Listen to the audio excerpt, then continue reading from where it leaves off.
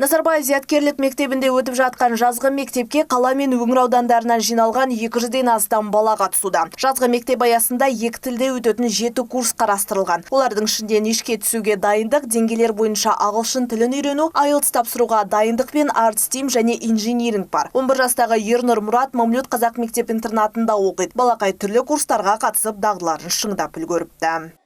Инжинирингта біз қалай 3D модель істейміз үйрендік, және де өзімізге мынандай брелок істедік.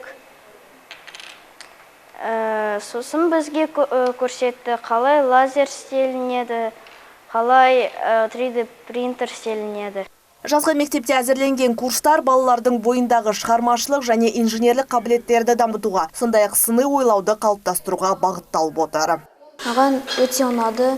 Біз математика мен жаратылыстану сабақтарын өтеміз. Біз химияда біз түрлі эксперименттерді жасадық.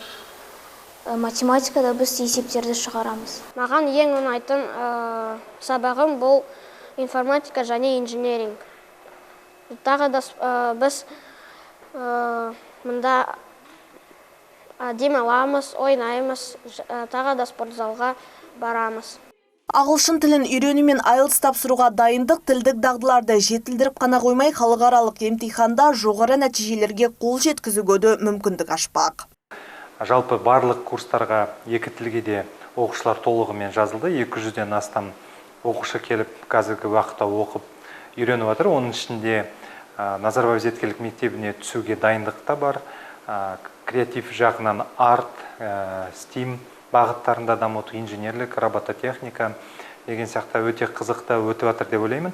Мұндай жазғы мектеп келесі жылда ұйымдастырылып, басқа мектептердің оқушыларына арналған осындай курстар өткізу жоспарланып отыр. Дана Асылханқызы, Первый Северный телеарнасы.